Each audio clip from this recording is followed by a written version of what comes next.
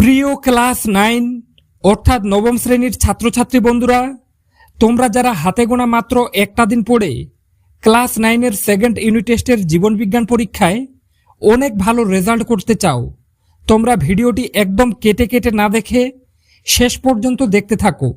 কেননা আজকের প্রশ্নপত্রে তোমরা যে প্রশ্নগুলো দেখবে প্রত্যেকটা যদি ভালোভাবে রেডি করে সেকেন্ড ইউনিট টেস্টের জীবনবিজ্ঞান পরীক্ষা দিতে যাও, তাহলে এই প্রশ্নপত্রটি থেকেই তোমরা বেশিরভাগ প্রশ্ন হুবহু পরীক্ষায় কমন পেয়ে যাবে। তো কাজেই তোমরা যারা সেকেন্ড ইউনিট টেস্টের জীবনবিজ্ঞান পরীক্ষায় অনেক ভালো রেজাল্ট করতে চাও, তোমরা ভিডিওটি একদম শেষ পর্যন্ত দেখতে থাকো। তো চলো দেখে নেওয়া যাক একের দাগে কি আছে। সঠিক উত্তরটি নির্বাচন করো। অর্থাৎ একের দাগে তোমাদের 8টি এমসিকিউ প্রশ্নের উত্তর করতে হবে।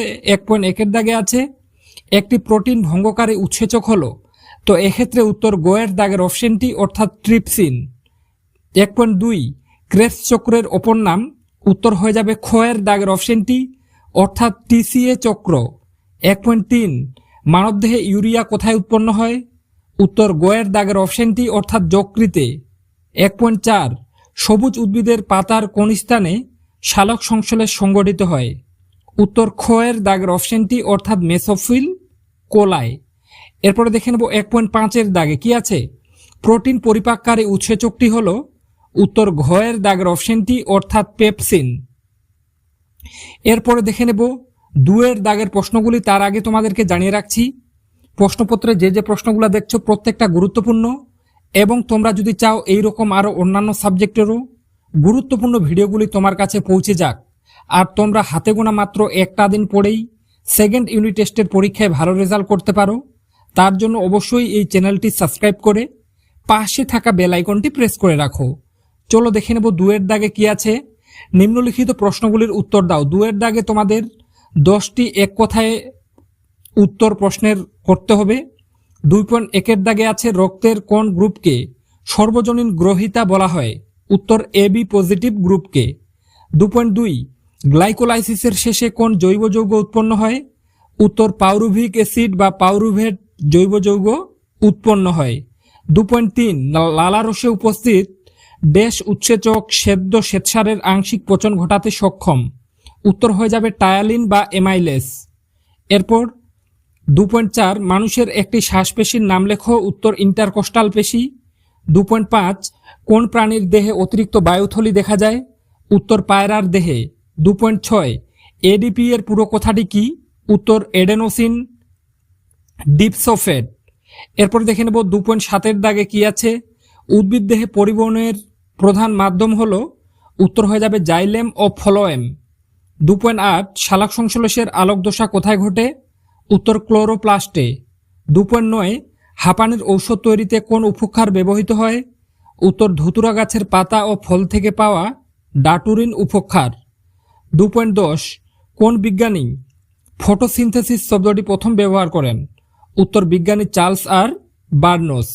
এরপরে দেখে নেব 3 দাগের প্রশ্নগুলি। তার আগে আবারও বলে রাখছি, যদি চ্যানেলে নতুন হয়ে থাকো এবং চাও এইরকম আরও সেকেন্ড ইউনিট টেস্ট পরীক্ষার জন্য বাকি সাবজেক্টগুলো থেকেও গুরুত্বপূর্ণ প্রশ্নপত্র সহ উত্তরের ভিডিওগুলি তোমার কাছে পৌঁছে যাক এবং সেগুলি ফলো করে তুমি ভালো রেজাল্ট করতে পারো, তার জন্য অবশ্যই চ্যানেলটি সাবস্ক্রাইব করে পাশে থাকা বেল আইকনটি প্রেস করে রাখো। তো চলো দেখে নেব 3 দাগে।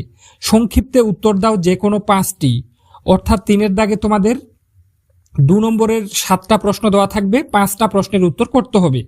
তো দেখে নাও 3.1 দাগে আছে মৃতজীবী ও মিথজীবী উদ্ভিদের মধ্যে 2টি পার্থক্য লেখো। 3.2 বাষ্পমোচনকে প্রয়োজনীয় ক্ষতিকারক প্রক্রিয়া বলা হয় কেন, খুবই গুরুত্বপূর্ণ প্রশ্ন। 3.3 পরিপাক ক্রিয়ায় পিত্তরসের ভূমিকা কি। 3.4 বিএমআর এর সংজ্ঞা দাও। একজন প্রাপ্তবয়স্ক ব্যক্তির বিএমআর এর দৈনিক কত পরিমাণ শক্তির প্রয়োজন হয়। এরপরে আছে 3.5 দাগে কাইম ও কাইল কি।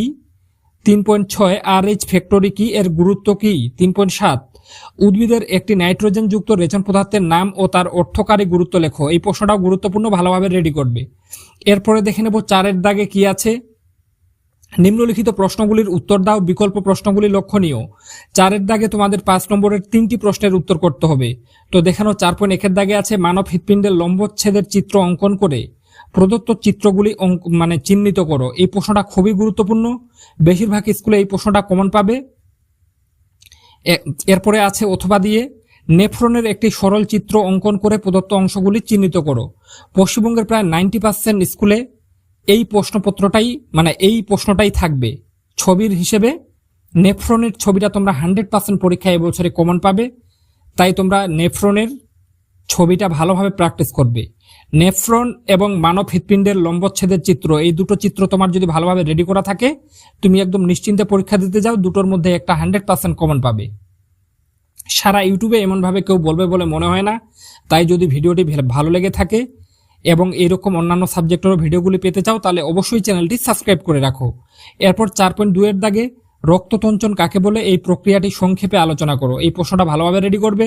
এর সাথে অথবা দিয়ে আছে, তুমি মাংসকে খাদ্য হিসেবে গ্রহণ করলে তা তোমার পরিপাক নালীর বিভিন্ন অংশে কিভাবে পাচিত হবে তা বর্ণনা করো। মৃতজীবী ও মিথজীবী পুষ্টির মধ্যে দুটি পার্থক্য লেখো। এই প্রশ্নটা গুরুত্বপূর্ণ। এরপর